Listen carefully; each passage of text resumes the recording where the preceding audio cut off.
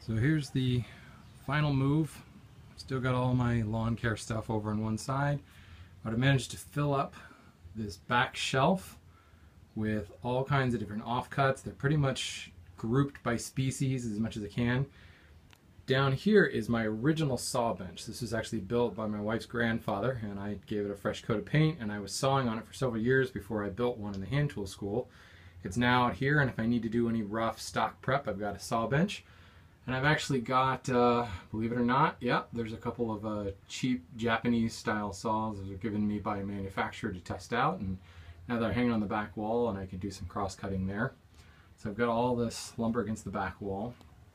Here are the racks themselves. I've got 2 racks with 3 posts, and I'm able to put a substantial amount of lumber on there. It's nice because I can stack it really a lot higher than I was actually comfortable doing. The higher I go, the more it scoots it out due to the pitch of the roof, but it's really, really stable.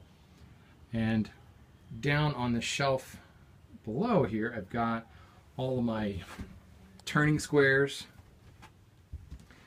set up on the shelf. I've got smaller offcuts and things. This is like 24-inch long cutoffs and all kinds of different species, from Wingate to Shedua to curly maple and basswood.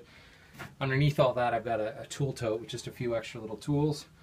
And then I've got this big stack of wide, thick slabs. A lot of it is reclaimed mahogany and sapele and some nice 12-quarter walnut all sitting in here.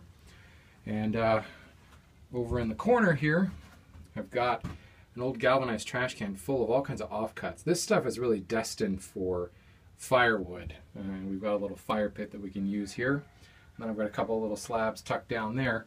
I pretty much have filled this up. I obviously have some space here and there for maybe turning blanks and such, and I could certainly stack more against the back wall, but I have moved every stick of lumber out of my shop, and it's now stored safely in here.